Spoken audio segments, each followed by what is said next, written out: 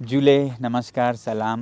आज मैं दूसरे दिन के अनशन पर हूँ क्योंकि महिलाओं के अनशन के बाद अब युवा बागडोर संभालेंगे। इस बीच में हम भी उनके साथ 3 दिन के अनशन पर हैं।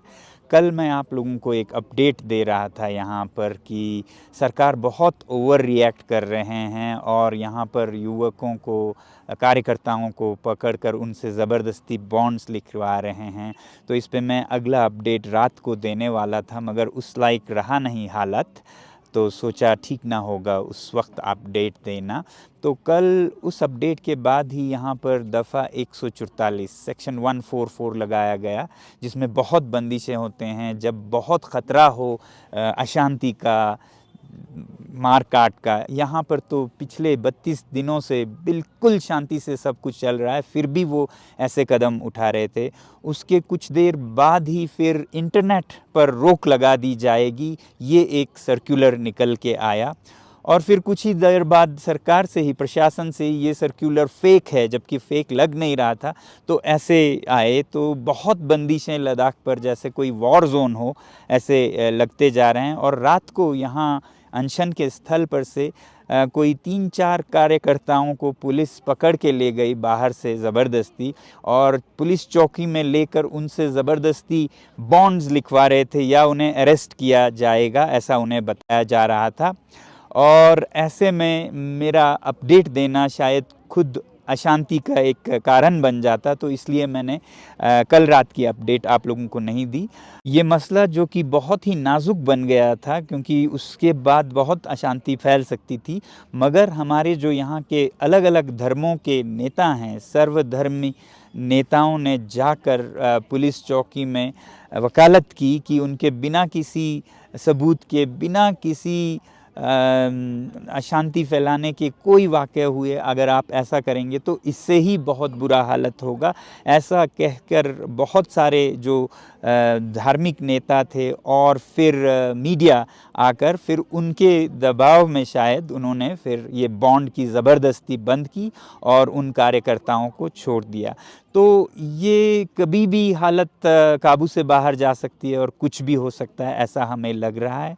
और लग ये भी रहा है कि प्रशासन को खुद अपने लोगों पर अब नियंत्रण नहीं रहा है, क्योंकि सभी लद्दाख के लोग जो हैं, चाहे वो सरकारी कर्मचारी हो या पुलिस के कर्मचारी हो या भारत भर में हो, उनका दिल लद्दाख के इस आंदोलन के साथ है, क्योंकि ये सच्चाई पर चल रहा है और सिर्फ अपने वादे याद दिलाने की कोशिश कर रहा है। और ऐसे में लोगों का दिल इस आंदोलन के साथ है। वो इस तरह पता चल रहा है कि जो भी सर्कुलर्स निकाले जाते हैं वो फट से सोशल मीडिया पर उन्हीं के कर्मचारी लीक कर रहे हैं कि जैसे इंटरनेट बंद होने वाला है, वो आ गया तो उसको फेक बताना पड़ा, मगर लग रहा है इंटरनेट बंद ही होगा। उसी तरह अभी अभी हमें एक और सर्कुलर हमारे हाथ आया, जो शायद पब्लिक हो या फिर शायद बहुत कॉन्फिडेंशियल हो, हमें नहीं पता, क्योंकि अभी सब कर्मचारी ये सब लोगों के साथ शेयर कर रहे हैं। तो जिसमें तो ये दिखाया गया कि ये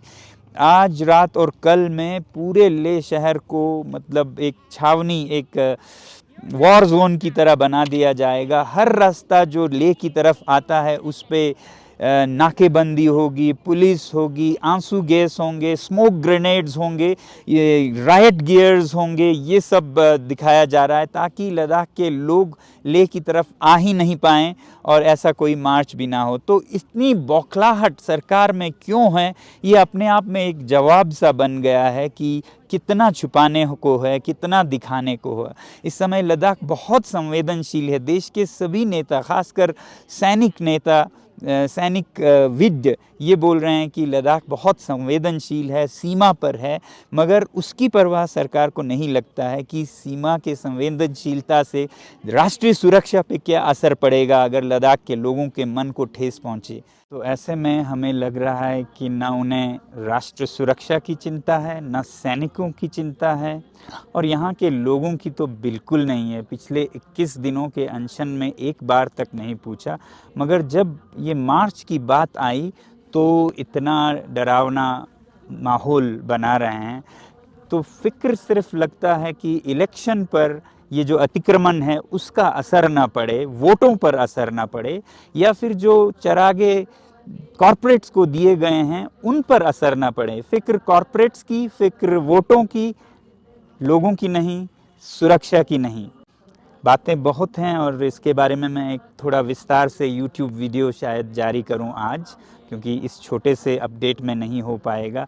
बस यही कहना चाहता था कि ऐसे हालात में जब यहाँ पर एक वॉर जोन सा बनाया जा रहा है, तो आप में से जो बहुत से लोग यहाँ आना चाहते थे इस मार्च में शामिल होने के लिए, मैं ऐसा सुझाव नहीं दूंगा हालात को देखते हुए, मगर ये कहूँगा कि आप लोग अपने अपने जगह से, अपने शहरों से राष्ट्र के नाम पर बहुत काम कर सकते हैं।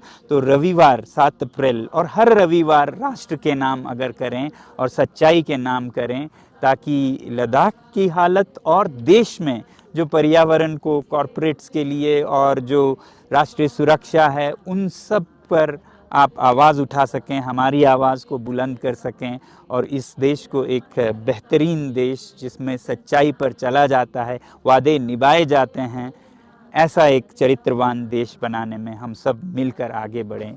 बहुत बहुत धन्यवाद। जय हिंद।